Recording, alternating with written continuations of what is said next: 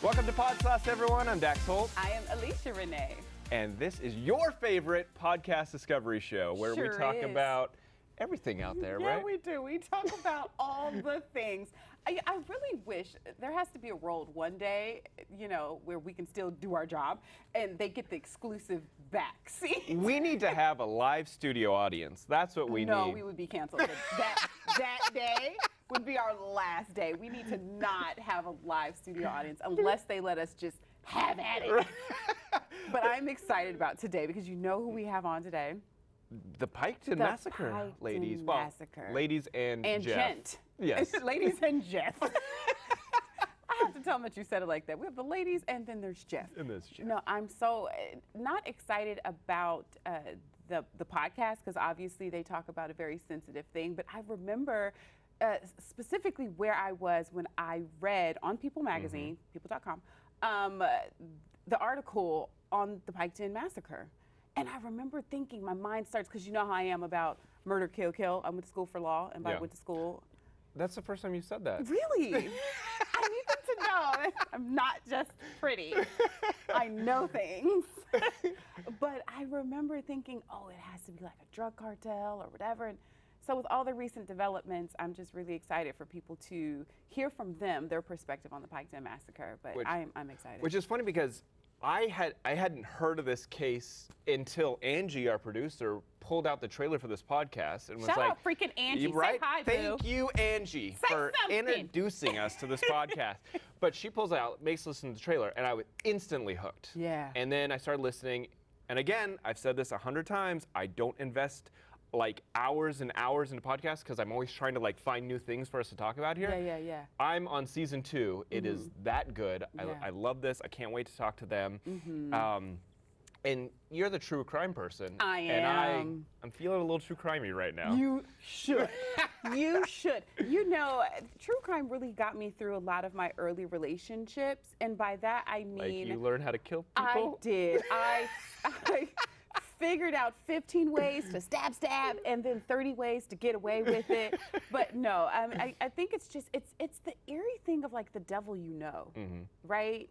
Like you just never know what trickery may be afoot amongst the people around you. And we're talking police in this situation. Polices, family members. This is a wild, wild story. Chefs and such, but we digress. Yeah, we'll get into that. You know, listen, if this is your first time tuning in, we are, like I've said before, a podcast discovery show. We're here to do the dirty work for you. We'll listen to all the podcasts out there, give you our recommendation, what you should be listening to, what you shouldn't be listening to. And what you may want to consider listening to.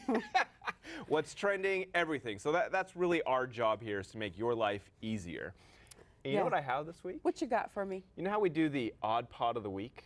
Yeah, we just started that. I'm excited about that segment. I love this segment because there's some weird crap out there. Well, weird is very relative, because just like WikiFeet is weird to you, it's not weird to me. Because I have a 5.0.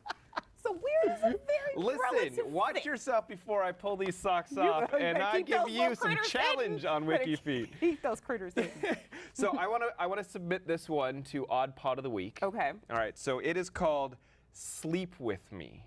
Oh, I heard that. You've heard of this one? Yeah. So it's Drew Ackerman is the host of it. This is a podcast to help put you to sleep. No joke. Like the whole premise is 5 minutes in, you're going to fall asleep, and it's just going to play in the background while you sleep. But it's for like insomniacs and stuff. It's funny because coming off of the pandemic, the global panorama that we all were entrenched in, a lot of people had issues with sleep, right? I myself kind of battled with it, tinkered with it while I was tinkling, speaking of sleep, for a bit, and I listened to this podcast, and when you read the reviews, he's got like over 14,000 reviews, all of them like, this podcast is so boring, I fell asleep, like, mission accomplished. But that's what he wants. For sure. So I was like, oh, I got to check this out. Like, I got to check out this podcast, and I'm listening to it, and it's so wacky and all over the place. It's horrible. And that's the purpose. He's giving you stories that don't make any sense in a very like monotone voice, And I'm listening to it, swear to God, 2 p.m. in the afternoon, and I'm like, got to go. Got to go. I'm like, I need a nap right now. His tone kind of reminds me of like Gilbert Gottfried, but less like nasally, you know? Yeah. And did you notice he's kind of like repetitious in some of the things that he says? And I'm pretty sure that's intentional. But anyways, long story short, the man does his job. He's out here knocking out people. Your favorite's favorite is falling asleep. Yeah, if you got 14,000 reviews, you know you're doing some right. Like, let me give you some of the titles of the episode titles. Ping Pong Tacos. For sure. Board Game Unboxing. Llama Cat Dog Roommates. Like what? I listened to the Llama Cat Dog Roommate. I couldn't even get to the topic of Llama Dog Cat Roommates because I was falling asleep. He was talking about oil and how rainbows, when you drop oil into water. Good, dude, sir. It's so crazy. Good, sir. But so if you need something to fall asleep Long story short, if you're gonna like that, if you're into odd things, you're gonna like that one. and you don't want to tinkle while you sleep. So that's a good one. I recommend it for sleep apnea people. No. How do you say that? No. Insomniacs. Sleep deprived. Sleep people. deprived. Sleep apnea is what my mom has, and she's hooked up to that nebulizer machine that sounds like Darth Vader when she sleeps. Yeah, those are people. Yeah. I am your mother, Alesha. I am your mother. All right, guys, stick around. We got more coming up. This is Podsauce.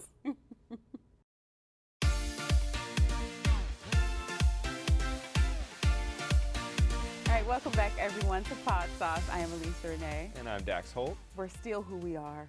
We are still who we started off being.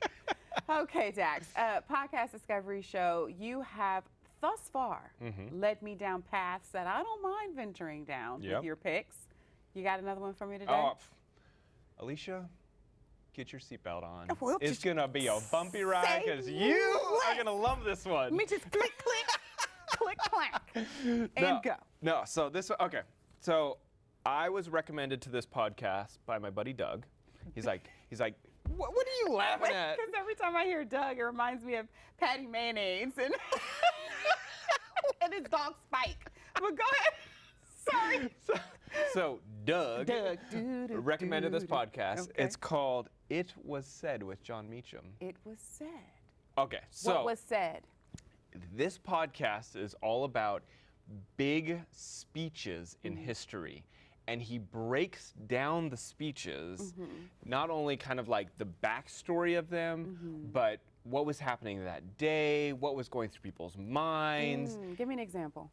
So I listened to episode 1, season 1, MLK's mountaintop speech. You better wait. First of all, is John Meacham black or white? He's white. Tell me what this white man had to say. White man had to say about MLK's mountaintop speech. So here's the thing. So he sets the stage by going, okay, you know, this speech was a monumental speech. This was a speech the day before he was assassinated. Yeah. But then he like rewinds the whole thing and says, you know, look, kind of gave the intro on how Martin Luther King, his rise to that moment, to that speech. And I gotta admit, like, I know Martin Luther King history. Yes.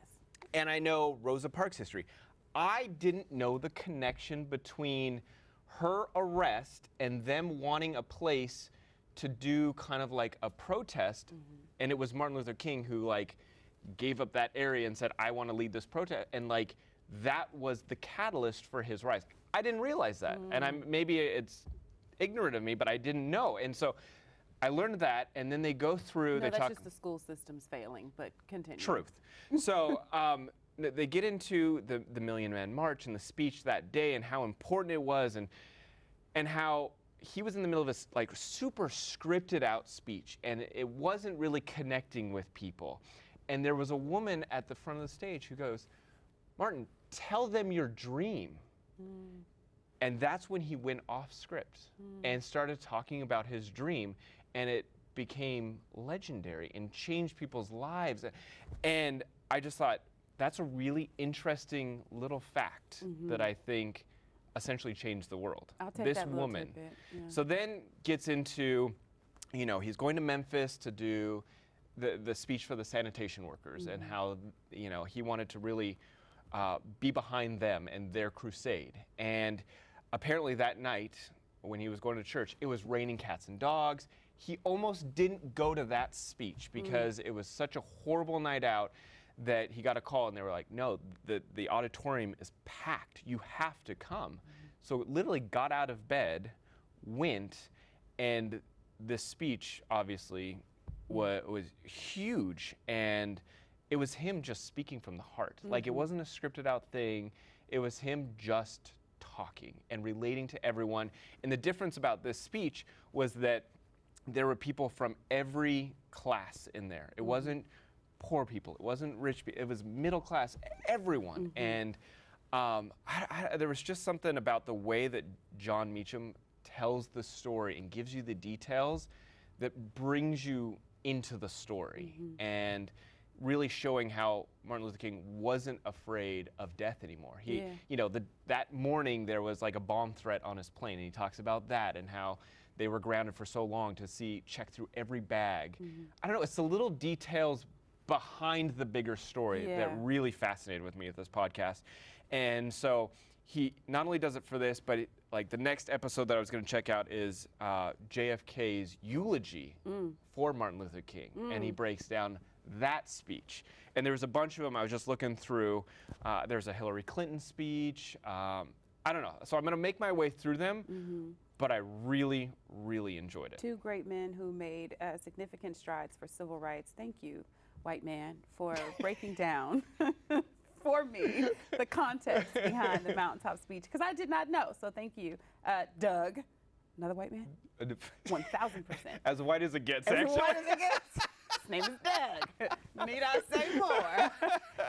It was said by John Meacham? It was said by John Meacham. That's good. And there, you know me, there's not a lot of podcasts I'm gonna like go, oh, I really, this one was cool because it's history, it's real life, and it's the story behind the story. Yeah.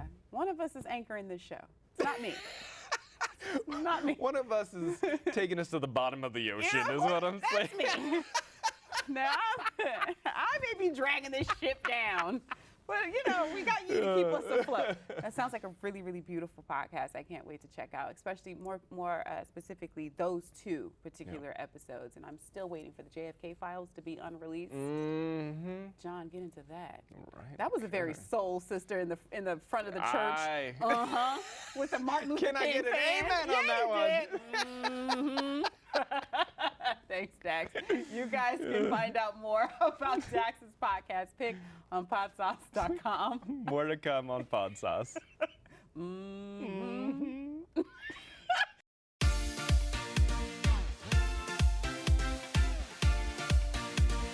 Welcome back, everyone, to Podsauce. I am a huge fan of the works of this group, but more specifically of this podcast. I want you all, please join me in welcoming to the Podsauce, the producers, creators, the host of the Piketon Massacre, Courtney Armstrong, Stephanie Lydecker, and then later, hopefully, we'll be joined by Jeff Shane. Hello, everyone. You ladies came up with putting this into podcast form from the produced series on Oxygen, which I used to work for, so I was very familiar. Now, I believe it was Courtney, you said that you still felt unresolved even after the Oxygen series. Is this what made you guys want to do Piketon Massacre in podcast form? Was there more story to tell? It was really all of us. I mean, all three of us have been entrenched for a really long time, and we've all physically been there multiple times. And so it really kind of, it's a story that you can't let go, and the people involved and the family members who we spoke with, it just was something we couldn't leave alone in our minds. And there was so much more we all felt of this story to be told, and that's certainly, I feel like, been borne out. With this all constantly in your mind, because it is a very heavy topic, has it helped you guys personally to do the podcast? Is it lethargic for you to get it out, to kind of not be thinking about it all the time, every day? I would say we're all a little obsessive, to be truthful. And as you know, having worked at Oxygen, we did the documentary, which really got us to the arrests, right? Which was a shocker. You know, 8 people in a small insulated town. You anticipate that the bad guy would, yes, be a drug cartel hit or some sort of weird assassination. And we found out pretty quickly that, based on rumor in the town when we were there, that was likely not the case, because it really didn't match the MO of what we know as what a drug cartel would do. Like the drug cartel is very specific, based on our research. So, it really became it couldn't possibly be somebody they knew, let alone a killer family, allegedly. Yeah. So, season 1 was really about, if it's not them, then who? And only to find out really on the eve of season 2, we were already very down a path in production and handing things in already to iHeart, when there was a big announcement that one of the 4 of the accused, who had claimed innocence the entire time. Yeah. And imagine if you really hadn't committed this crime, and now here you're sitting in prison waiting for death sentence trials to begin. They were very adamant, as was their family and townspeople and locals, that there's no way this could possibly be a killer family. Yeah. And then top of that, a family that was very revered in the town, and they were all steeped in history. So, once the arrests were made, that was like shock number 1, where our brains wanted to explode. And that was season 1 of the podcast, which kind of picked up where the documentary left off. And then for season 2, really, we were kind of gearing up for the trials that were set to begin. Yeah. And frankly, I always thought that they were going to get off. There didn't seem as though there was going to be enough information. Maybe there wasn't enough, evidence. A lot of the material had been redacted and really not freely accessible to the press. So now, just before we premiered, when one of the 4 of the accused, Wagners, confesses and takes a plea and basically says, yeah, we did it. Yeah. I did it, and I'm now agreeing to testify against my own family. And this is a very close family. Yeah. It's really a shock, and we're still tracking it real time right now. There's so much that we want to know. And to answer the original question, we're a little obsessive. It's hard to let it go. You think of the victims all the time, even though we've never met them. It's slightly haunting, to be truthful. And there's this movie in our heads of what that night of terror must have been like for the poor victims and their families thereafter. And then to know that it was somebody that they really knew intimately well. And that, we said this before, the boogeyman is in the circle, is just inherently so scary. And also one last thing, and then I'll stop. The idea that the accused is a mother, father, and 2 sons. The youngest son is the one that recently pled guilty and has agreed now to testify against his family. There's a mom in this mix. So in theory, what's being speculated is that Angela Wagner, the mother of the family, was sort of the mastermind and really putting this plot together, and ultimately would have taken the lives of other mothers that were like sleeping with their children. Yeah. And that is really hard. In all the years that we've all been working in crime, I've never heard such a thing, honestly. I still kind of want to believe that it's not true, to be truthful.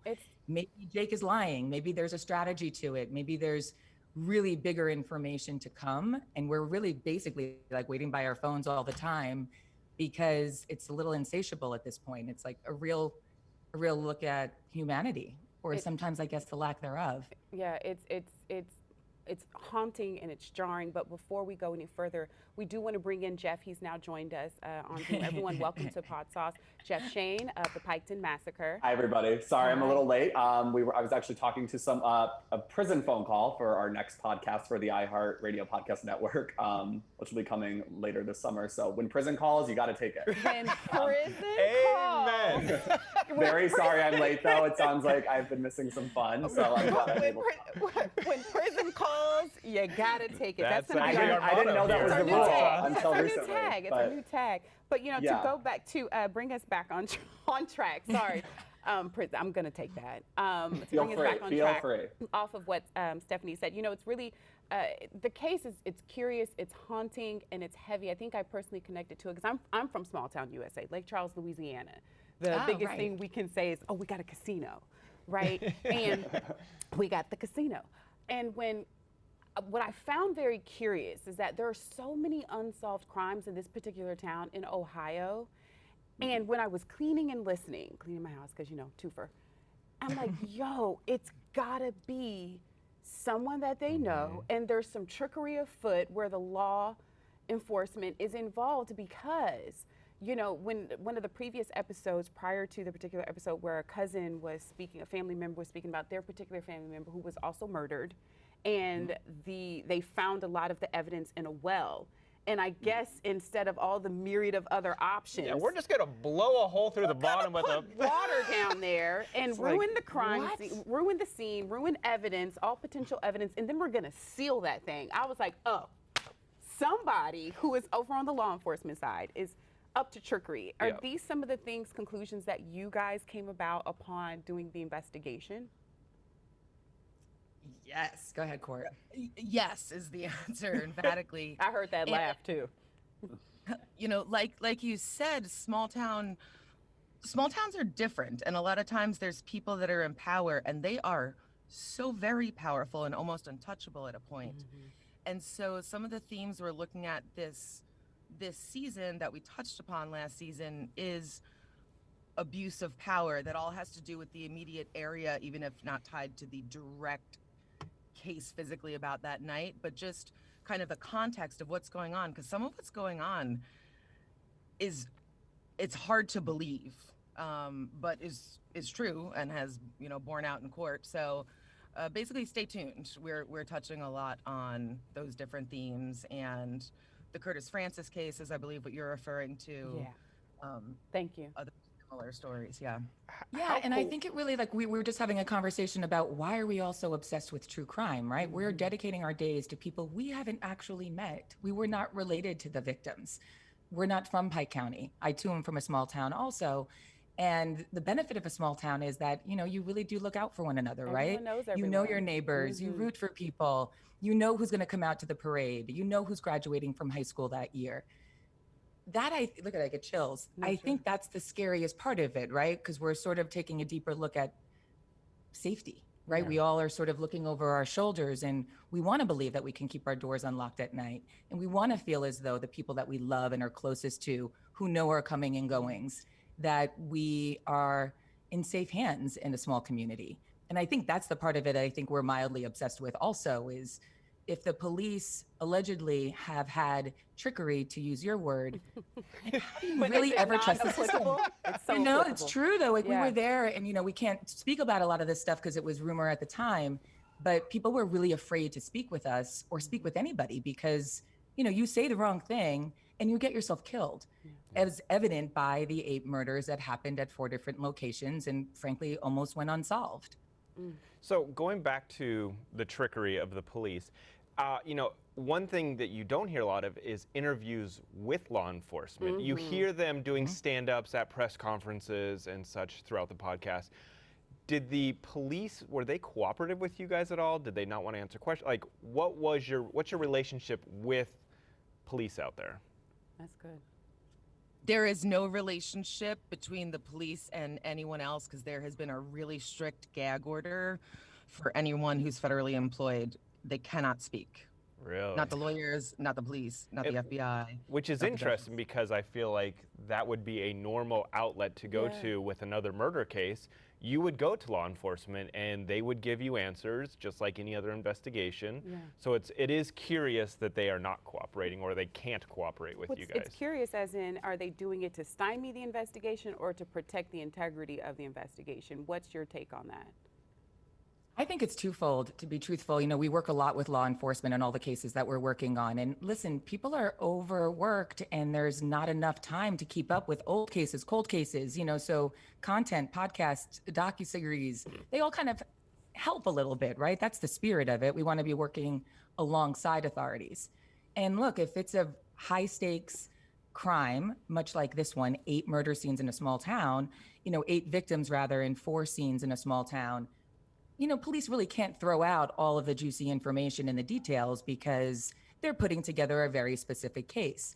And obviously they want to go to trial, and these are death sentence trials. So the fact that things have been redacted and hard to get our hands on, it's a double edge, right? On the one hand, it does speak to the fact that it's really hard to get real information. And on the flip of that, there is an integrity that's required to make sure that authorities are putting together the best case to put the bad guys away. And in this case, put the bad guys away by lethal injection, which is now off the table because of the recent plea agreement. I want to shift gears a little bit here because we are a podcast discovery show, and we found out about your guys' podcast thanks to one of our producers here, Angie. She told us about it. We fell in love with it.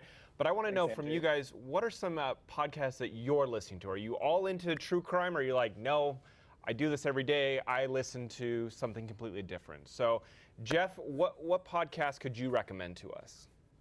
A podcast that everyone's probably heard of is Modern Love, that I love and is the antithesis of Piketon Massacre. It just is, feel good, obviously. Another podcast I just started listening to that I'm obsessed with is called Color Lines, from Philip to Floyd, and it's about racial inequalities and injustices in the history of America, and it's just very well done and timely, obviously. Jeff, is Modern Love comparable to the series that was on Amazon Prime? Is that the piggyback off of that one? Yes. Oh, my friend Brandon. The series is based on the podcast, which is based on, I know that one. Yeah, great. Love that podcast. What about you, Courtney? You got anything for us that we should be checking out? Was that for me? Oh, yes. I have a voracious appetite for them. Also, Modern Love, which, yes. All right, 2 for Modern Love. I'm going to have to check this one out. So good. They're not paying us, which is based on the New York Times. They can, though, if they want to.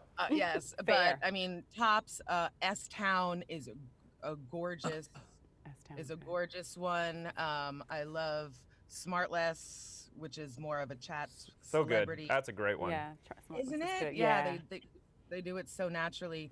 In terms of true crime, Killing on the Cape I think that also was really beautifully. We're writing all these down, by the way. I'm not ignoring you. I'm writing them down. Courtney references Killing on the Cape pretty much daily. So, that one I think really has inspired her probably so much, because that one comes up a lot with you, Court.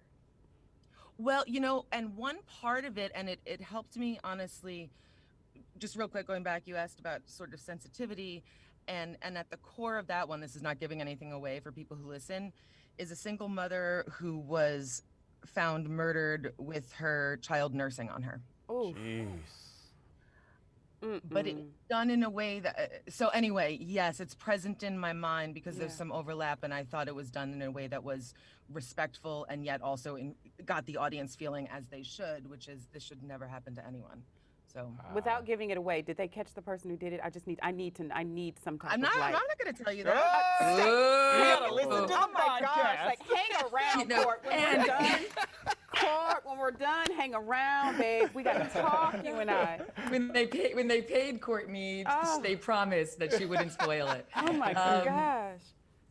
And I would say also S-Town S-Town is really solid also, and I think, listen, I'm pretty predictably all things true crime all the time. I'm a little bit of a justice junkie, and I think, well, The Daily too, by the way, is extraordinary. There's so much good content out there right now, period, the end. But S-Town, I think, is a really unique example because where it starts, not so dissimilar to, Piketon Massacre, is, where we set to start and where it ends is a windy road that's very unknowable at the beginning, because it just takes you to a place that you're like, how is that possible that they were recording during this time period? It's really unexpected and beautifully done. I think it's the same people, please correct me if I'm wrong or edit this out.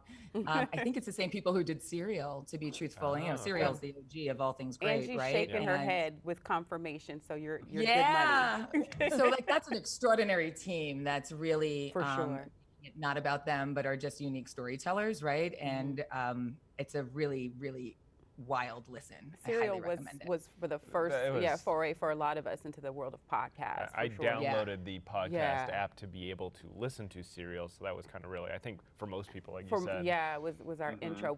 We can't let you go though without mentioning the fact that all three of you guys collaborate on the Masked Singer podcast. Was that intentional to kind of put some sunshine? The joy. That's the biggest mystery right now, actually, is who's behind the mask. So that was the person calling from prison recently, is that? Oh my God. By the way, that is so true, because The Masked Singer is a joy, right? That is the most beloved show in the world. Bow Wow is our host. He's extraordinary. And in the midst of quarantine, when we were all looking at autopsies all day, all night, The Masked Singer was a real lifeline of happiness. And we're looking forward to the next season coming up. Well, we want to wish you guys so much more success, luck with the other podcasts down the road. We could probably sit here and talk to you for about 5 more hours because we're obsessed with Piketon Massacre. Yeah. You guys have done amazing things with that. And you can find, for anyone who's watching right now or listening, you can find that on the iHeart Podcast Network. You can. Or anywhere else you love to listen to podcasts. So thank you. Shout out to you guys on the new show and all the greatness to come. You're tremendous. Yeah, and to Courtney Armstrong, who is the voice of the Piketon Massacre, who I think is extraordinary. 1,000. Yeah, it's kind of funny to see faces, Yeah. like, because I know your voices because I've been listening to them, but like to actually see faces is kind of fun to put them together. Yeah. We should be in masks, back to the mask singer. The masked podcaster. Just to bring more joy back. Courtney Armstrong, Stephanie Lydecker, and Jeff Shane from the Piketon Massacre. Thank you guys so much for Thank rocking you out with guys. us on Thank you. We appreciate you. Podsauce. We got more Bye. podcast discovery coming up on Podsauce. Courtney, don't you go anywhere. You know what?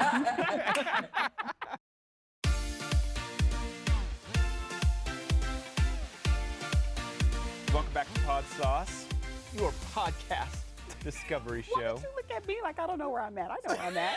I know what we're doing here. Sometimes we don't know where we're at. Fair. So, okay, I just did my podcast pick. Yeah, you did. Let's hear your podcast As pick. you should. The world is doing things nowadays. Amen. And sometimes you just need a safe space to opine, or as we do in the Black community, talk back to the TV or to the radio in this case. Therapy for Black Girls by Joy Harden Bradford. I, full disclosure, was trying to find something that was more along the lines, because not that I'm ever tired of promoting my girlfriend's podcast, Dropping Gems with Dev Brown, but I wanted something that was still in the same space, but just went a little deeper. And so I stumbled upon this podcast. Ooh, this is like a, if you like this, you'll like that. Ooh. You like that? Incorporating 2 of our segments into one. Twofer. We still have another one for you guys, but way to go, Dax. Way to go. Yes, if you like Dropping Gems with Dev Brown, you will love, you will love this. Black Girls Therapy with Joy Harden, Dr. Joy Harden, licensed there. What I liked about this podcast is that it's always very, what's the word? It's validating when you can listen to someone that walks a different life than you do, and you realize that you have very comparable experiences. And what I mean by that is she finished college and then some. I did not. She is a doctor. I'm a pseudo lawyer. You were almost a lawyer? I'm lawyer adjacent. But just being a Black woman, obviously a lot of our experiences are very comparable to one another. And she talks about things such as, how dance and music is therapy for the soul, which for me it is too. I find myself when I'm feeling crappy or melancholy, because I've been very open about my battles in the past with depression. I speak of it being in the past, although sometimes it still rears its ugly head, because that's just one of the tools that you teach yourself to, words, and your life will go in the direction of your words. And she speaks about that too. I just thought it was such a beautiful podcast to hear another woman sharing and giving tools and resources that I know is applicable not just to me, and not really even just solely relegated to Black women, but women in general. One of my favorite episodes, she had on Michelle Williams, which is 1/3 of girl group Destiny's Child. Say my name. I think we can let that rock. But just hearing how someone in the public eye who was a part of such a huge force of a group, female empowerment, all about strength, owning your own, and she privately battled with depression, identity, who am I outside of what I do for a living? I started in the business at 20 years old, and being one of the new and few Black people over at BET, oddly enough, I experienced such a huge onslaught of success and recognition in some circles, obviously not in all, because we're Oprah adjacent, still working on it. But even trying to understand who you are outside of what you do for a living. Yeah. If all of these things go away, one day you're in one of the biggest girl groups of all time, and then the next day, you're not Beyonce. Yeah. Who are you?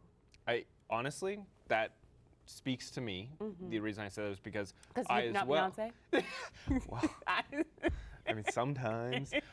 No, I would say because, again, I also came from a very high-profile job, and after leaving it, there is that moment of like, who am I beyond? Like, can I just be Dax rather than Dax from such and such?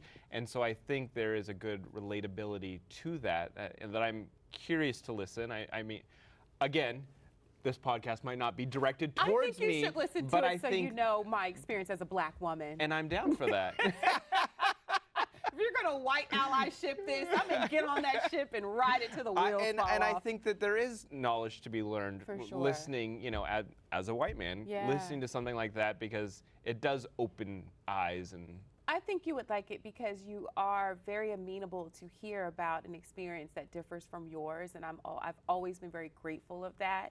You know, full disclosure, I think that's such a beautiful thing, and that part I wish that people could see, but obviously that's for us. You know, the space that you hold for me as a Black woman, the space that I'm able to hold for you as a Jewish man, you know, and I think that you would really like this podcast. Just obviously not all episodes because it's just not your experience, but I think that everyone can benefit from hearing the experiences of other people that are not their own, right? Especially because I feel like Michelle Williams, she got a lot of unnecessary hate through the years. 1000%. Because people compare. Yeah. And I think that's not fair. And listening to this and thinking like the mental issues she had to go through, being the not Beyonce, the not Kelly, not the original. the third, I think that was probably really tough. So I will listen to that just because I want to hear her take on life and success. And But there's also, like I said, other episodes, you know, who am I outside of what I do for a living?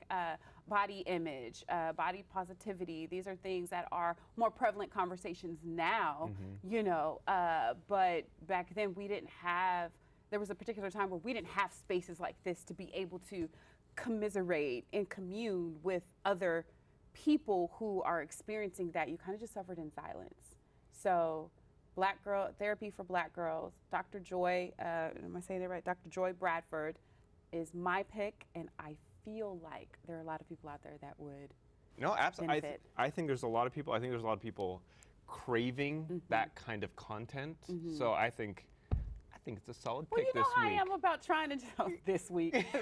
Caught that shade. Oh, honey. Today, Alesha, you did good. You weasel. Alesha's podcast pick was brought to you by Macy's, and if you want to hear or be directed straight to the podcast, you can go to podsauce.com to check it out. All right, you get 1 point. Oh, that was very 1 aggressive. point. I think I've shown up a few times. But thank you very much. This is Podsauce, guys. We'll be back. It was a great show. It was a good great show. And if really great pick. Yes, same to you. Thank you. Look at us. Look at us. And if you are interested in checking out any of the podcasts we talked about today, you just go to podsauce.com.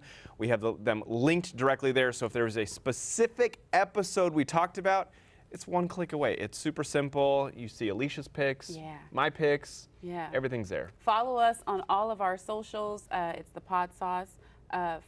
Is it Instagram, Twitter, our tweets? All of it. All of the above. You are at. I'm at Dax Holt. I am at Alesha Renee. But literally at I am Alesha Renee. Because there is a woman out there that has Alesha Renee, and I want it back. One of these days I'll be fancy enough to do so, but we'll see you guys next week on Podsauce. Be good to yourselves, guys.